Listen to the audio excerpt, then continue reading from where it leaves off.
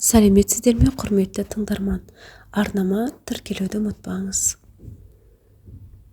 Жұтты шақырма деп әжем ұрысқан еді.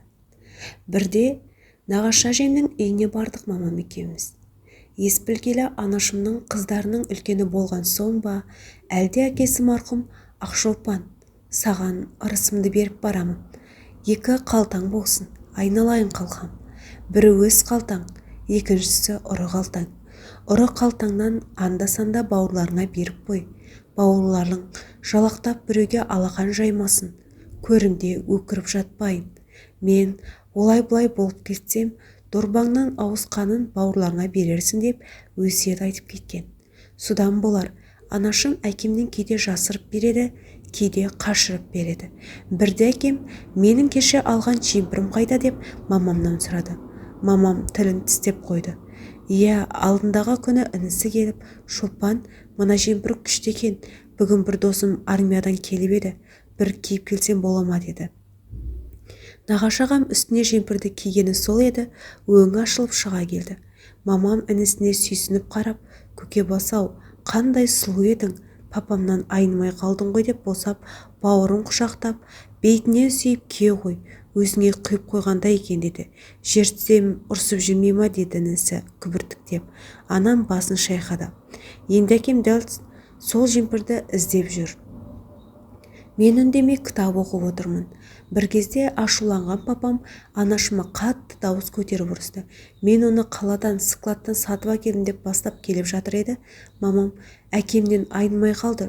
Шаңғытжан, қойшы, сол жемпір үшін ұрыс шығармайық деді. Папам нағашы атамды қатты сыйлайтын, әрі именетін. Ақ папам, нағашы атамды солай айтатынбыз. Әкемнің анашымды алып қашып кеткеніне ырза болмаған. Себебі атама үзеңгілес досы Ысқақ, мен мына өмірде жақын арада кетемін. Саған деген аманатым Шолпан жанды ұлыма бересің. Аманатыма қиянат жасама деп өлер алдында айтып кеткен. Ал менің әкем мамамды алып қашып кетіп, адан-содан әкеме ренжулі болатын. Содан да болар, кім білсін, анам атам туралы айтса, әкем тілін кесіп тастайтын. 2 дорба тәтті-пәттімізді алып, мамам екеуміз нағашы әжемнің үйіне келдік. Далада нан жауып жүрген нағашы жеңешем 2 иығын шұлып жеп тұрған самаурыннан ілезде үйге кеп, дастарханда бізді келген тәттімен жай қалтып жіберді. Мәре-сәре болып отырғанбыз.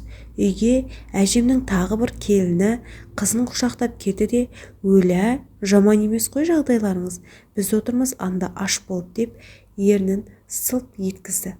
Сол кезде ешқашан келіндеріне дауыс көтеріп сөйлемейтін әжем жаман көзімен атып қарады да, тәйт, жағың қарсысын, не жұтты шақырып отырсың? Қатын ашпын десе, елде жұт болады, қараң қалғыр мыңғырған малдарың тұрып, о несей, деп әптен ұрысты. Келіні, апау, мынадай әпелсеңді біздер тек жаңа жылда көреміз ғой, соны айтқаным ғой, әйтпесе Құдайға шүкір ғой, аузымыздан ақ майымыз ағып отыр деп сықылдап күлді. Шүкіршілігіңді ұмытпай айналайын, аштық жылында да халық ашпыз деп айқайламады. Жақсы сөз сөйлеп үйренейік деді. Бұл күздің мезгілі болатынды.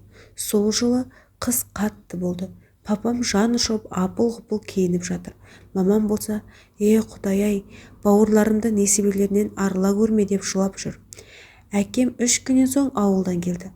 Құр сүлдері қалғандай, ұнжырғасы түсіп, өмірімде бұлай жыламаған шығармын.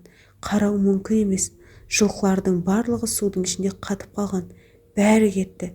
Тек бір құлынды алып қалдық деді. Есіме нағашы әжемнің сөзі түсіп кетті. Нағашы жеңешемнің тілі ащы болатынды пейілінен тапты. Бұл әңгімені не үшін жазып отырмын ағайын? Кеше ауырып жатып, бір порталдан қазақ аналары аш деген мақаланы көріп қалдым. Оқып құласып кеттім. Қолдарына қағаз ұстаған әйелдер мен ашпын деп айтып жатыр. О, Құдайым-ай, әй көкебастар, не жамандықты алыстан шақырып жатырсыңдар? Сендерге өзі не көрінді? Карантиннің болғанына 1 айда болған жоқ. Жалақтап шыққандарың не мынау? Өткенде мен осындай әйелдердің жаман энергиясынан ауырып қалған екенмін ғой деймін іштей. Ей әйелдер, сендердің неге ниеттерің бұзылып жатыр?